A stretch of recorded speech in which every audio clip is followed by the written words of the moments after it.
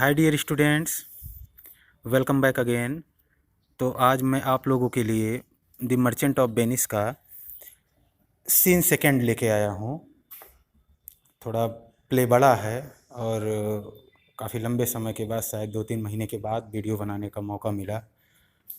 तो आज scene second शुरू करते हैं। तो द मर्चेंट ऑफ वेनिस में दूसरा दृश्य बेलमोंट का है।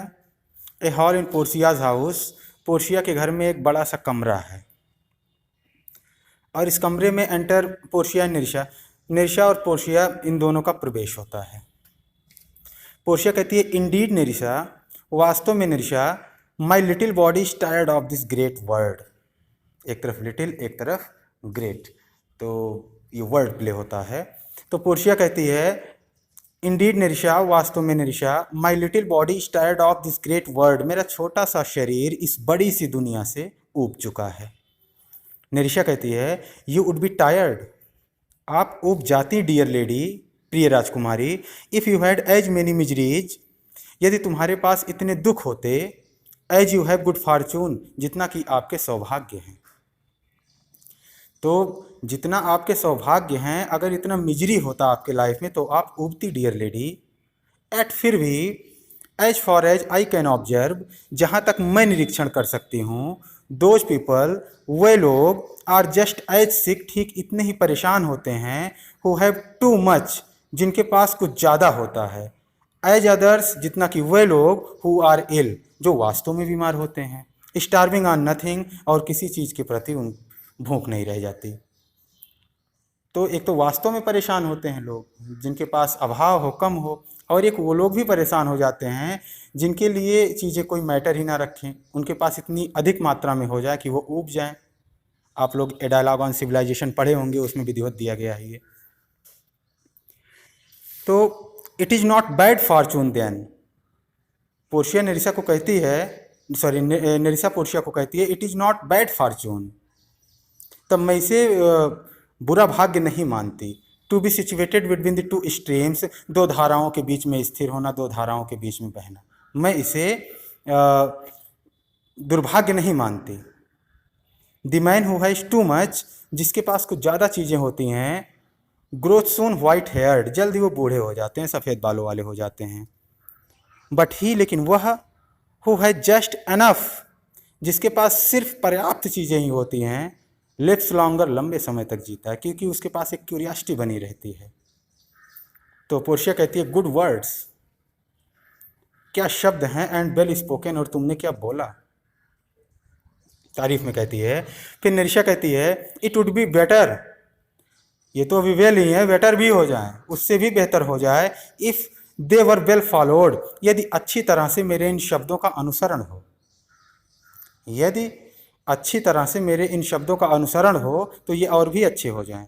तो पोर्शिया कहती है, if it were as easy to do good, यदि अच्छी चीज़ों को करना इतना ही आसान हो, as it is to know, जितना कि सिर्फ जान लेना, व्हाट इज़ गुड, क्या अच्छा है, देन तब स्मॉल चैपल्स, छोटे छोटे पूजा स्थल, वुड बी ग्रेट चर्चेज, बड़े बड़े गिरजाघर में बदल जाएं, एंड पुअर मेन्स कॉटेज, और गरीब आदमियों की झोपड़ियाँ, वुड बी रॉयल पैलेसेस, शाही महल बन जाए।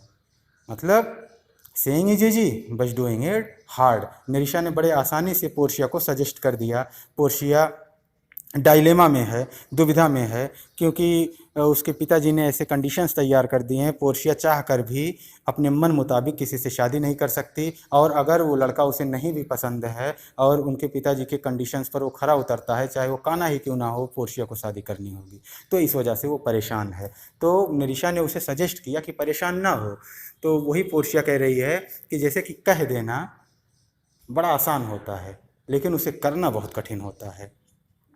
तो पोर्शिया कहती है, if it were as easy to do good, यदि अच्छा काम करना इतना ही आसान होता, as it is to know, जितना कि सिर्फ जान लेना, व्हाट इज़ गुड, क्या अच्छा है, then small chapels would be great churches, तो बड़े बड़े छोटे छोटे पूजा स्थल बड़े बड़े गिरजाघर बन गए होते, एंड पुअर मेन्स कॉटेजेज, और गरीब आदमियों की झोपड़ियाँ, वुड बी रॉयल पैलेसेस, राजसी या शाही महल हो गए होते।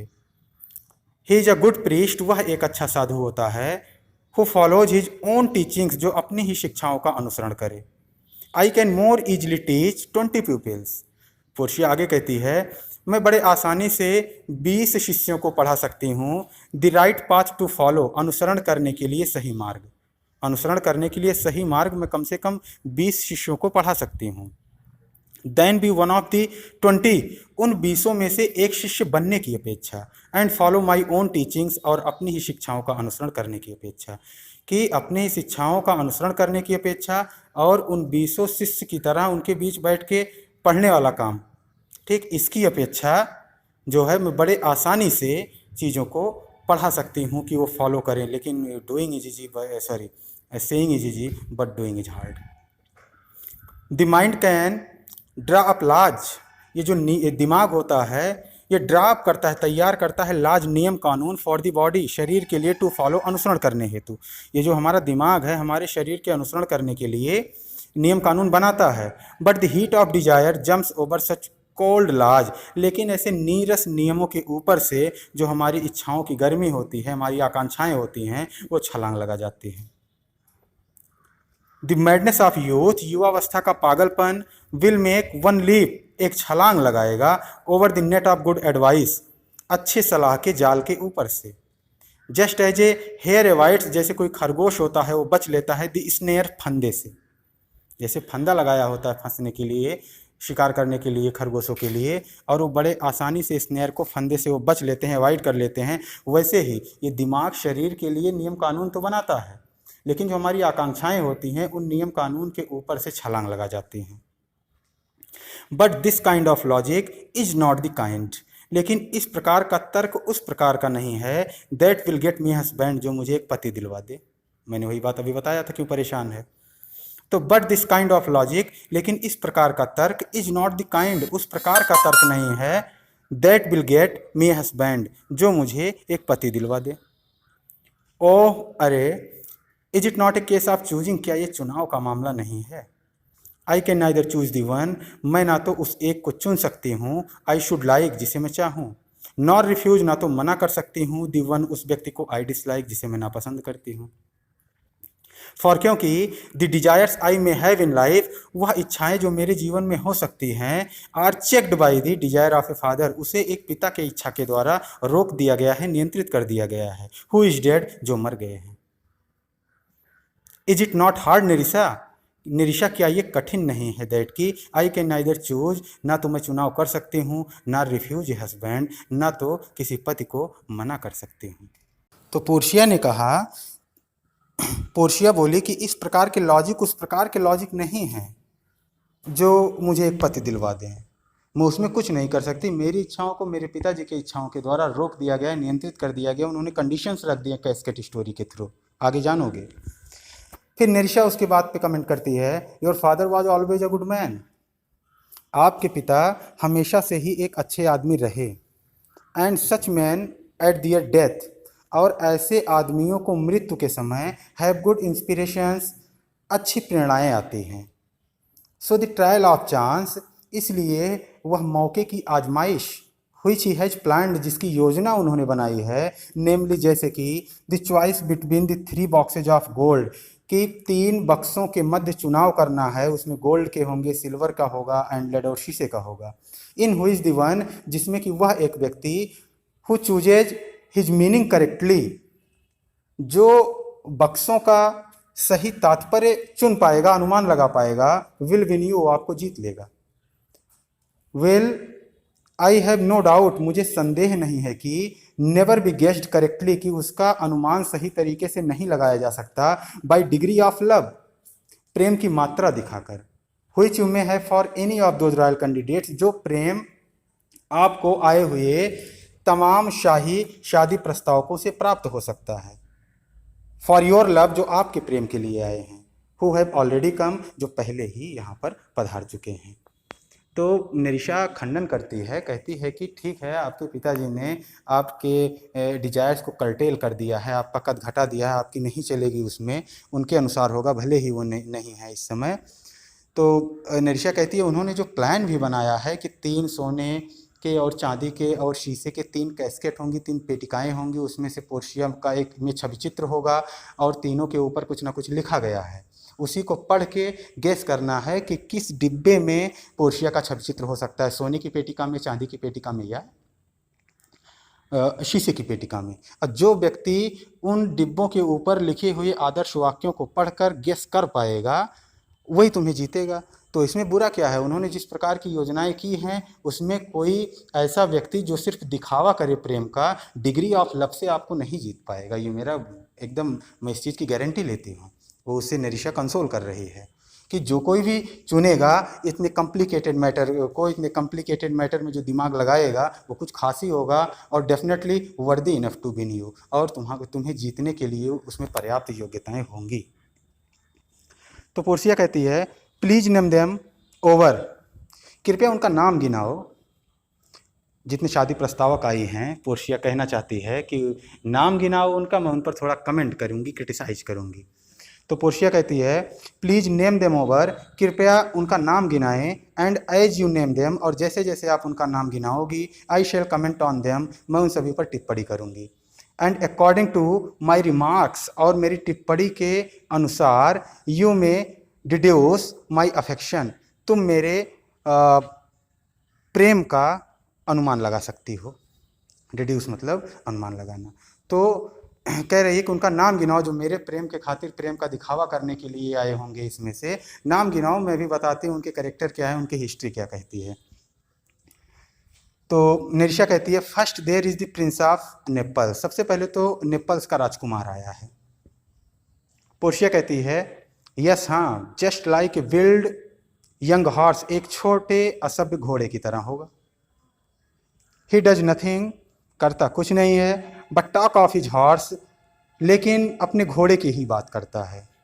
And he makes it a great part of his own qualification that, और वह इसे अपनी योग्यता का एक बड़ा हिस्सा बताता है कि he can shoe his own horse, वह अपने घोड़े को नाल पहना सकता है। I fear his mother must have had a love affair with A black Smith, मुझे तो डर है कि उसकी माँ का प्रेम प्रसंग किसी लोहार से रहा होगा, इसलिए हमेशा लोहा लक्कड़ की बात करता है। तो यहाँ पे बताया गया है कि एक जो गर्ल होती है उसकी जो इंस्पायरेशन होती हैं और जो इंस्पिरेशंस होती हैं, एस्पायरेशन, ASPIRATION, एस्पायरेशन जो उसकी अभिलाषाएं होती हैं वो अनंत होती हैं। वो कौन कौन सी चीज़ों को चाहती है कि उसके हस्बैंड में कौन कौन से गुण हों, कौन कौन सी क्वालिटी हों। तो यहाँ से पोर्शिया इंडिकेट कर रही है कि ऐसे व्यक्ति जो हमेशा लोहा लक्कड़ की बात करें कि घोड़े को नाल पहना सकता हूँ, बहुत तेज़ ये कर सकता हूँ, वो कर सकता हूँ, तो वही क्रिटिसाइज कर रही है कि उसमें तो ऐसे लक्षण हैं कि पोर्शिया को लग रहा है नेपल्स के राजकुमार की माँ का संबंध किसी लुहार से रहा होगा, इसलिए हमेशा ऐसी बातें करते थे। एक सटायर है। निरिशा कहती है then there is German palatine count, तब जर्मनी का एक रियासतदार आया है। पैलेटाइन काउंट कह सकते हो, एक पदवी भी है, एक निश्चित भूभाग के मालिक होते हैं, पद पे होते हैं।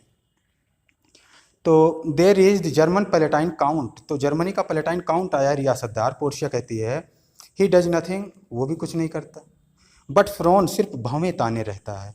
जस्ट एज इफ टू से, मानो कह रहा हो, I care little whether you want me और नॉट, मैं ध्यान नहीं देता चाहे तुम मुझे चाहो या ना चाहो।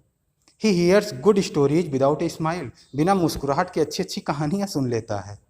आई फियर, मुझे भय है, he will have prove A sad philosopher, वह एक बहुत दुखी दार्शनिक साबित होगा।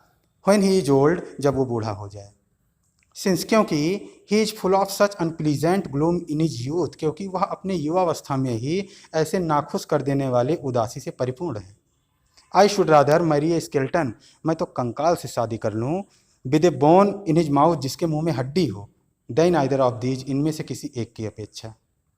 God protect me from them both, भगवान मुझे उन दोनों से बचाए कि कहीं ऐसा ना हो सही पेटिका का चुनाव कर ले जाएं। निरिशा कहती है व्हाट डू यू से टू फ्रेंच लॉर्ड मोनेसियर लेबॉन, तो निरिशा कहती है तुम्हारा जो एक फ्रांस का लॉर्ड आया है, स्वामी आया है, जिसका नाम मोनेसियर लेबॉन है, उसके बारे में क्या कहती हो। पोर्शिया कहती है बिकॉज गॉड मेड हिम, क्योंकि भगवान ने ही उसे बनाया। We may consider him to be a man, हम भी उसे आदमी समझ सकते हैं। I know it is wrong to ridicule others, मुझे पता है दूसरों का मजाक उड़ाना गलत है। But he is more attach to his horse than is the prince, लेकिन वह प्रिंस ऑफ नेपल्स, लेकिन वह नेपल्स के राजकुमार से ज़्यादा अपने घोड़ों से लगाव रखता है। He frowns more than even the German count, वह जर्मनी के रियासतदार से कहीं ज़्यादा अपनी भवों को तानता है। He has every man's fault, उसके पास आदमी के सभी दोष हैं। But he is not man at all, लेकिन वह बिल्कुल ही आदमी नहीं है। इफ़ ही हियर से थ्रस सिंग, थ्रस एक बहुत भद्दी चिड़िया होती है, छोटी सी, बहुत इनकी आवाज़ भी कर्कश होती है। इफ़ ही हियर से थ्रश सिंग, यदि वो एक छोटी सी चिड़िया थ्रस नामक चिड़िया को गाता हुआ सुन ले, he begins to leap about, चारों तरफ फुदकने लगता है। And he would draw sword against his own shadow, और अपनी ही परछाई देखकर तलवार खींच लेता है। If I should marry him, यदि मैं उससे शादी कर भी लूँ, I should be as if, तो मानो कुछ ऐसा होगा, मैरिड टू 20 हस्बैंड्स, कि मैंने 20 पतियों से शादी किया। If he were to despise me, यदि वो मुझे नाराज़ कर दे, I should never forgive him, तो बदले में मैं उसे कभी क्षमा ना करूँ। But if he should love me passionately, लेकिन यदि वो मुझे अटूट प्रेम करे, I could never return it, तो मैं इसे कभी लौटा नहीं सकती। मतलब उसके ऐसे फीचर्स हैं, ऐसे क्वालिटीज़ हैं कि अगर वो कुछ भी कर ले, एक बार घृणा कर ले पोर्शिया से, तो पोर्शिया पूरे जीवन भर उसकी तरफ देखे ना, लेकिन यदि अटूट प्रेम करे तो पोर्शिया इसे रिटर्न नहीं कर सकती। उसके निगेटिव एटीट्यूड के प्रति ये 100 निगेटिव एटीट्यूड दिखाएगी, लेकिन पॉजिटिव के प्रति एक भी पॉजिटिव नहीं, वहाँ पे न्यूट्रल हो जाएगी, मतलब पूर्ण रूप से डिसलाइक करती है। निरिशा कहती है, वेल, तो what do you think of Falconbridge, आप फैल्कन ब्रिज के बारे में क्या सोचती हैं? The young baron from England, जो इंग्लैंड का एक बैरन है, एक पदवी है, बैरन है, राजकुमार है, आप उसके बारे में क्या कहती हैं? तो अब ये दोनों दो पृष्ठ मैंने पढ़ा है, आप इसे जो है एक बार देख लीजिएगा, नहीं तो ज़्यादा हो जाएगा मैटर, और जो चीज़ ना समझ में आए उसे बैक करके सुनिएगा। और इंटरमीडिएट में तो ये शायद ड्रामा काट भी दिया गया है, लेकिन फिर भी मैं इसे यहाँ पे पढ़ा दे रहा हूँ, क्योंकि ये कुछ वोकेबुलरी होगी, कुछ ऐसी चीज़ें होंगी जो जान जाओगे, अगर समय मिले तो ज़रूर देखना और वोकेबुलरी को नोट करना, और जहाँ पे चीज़ें डाउटफुल हो वहाँ पे कमेंट करके पूछना, तुरंत बताऊँगा। तो बने रहिए चैनल पे, देखते रहिए video. Have a nice day.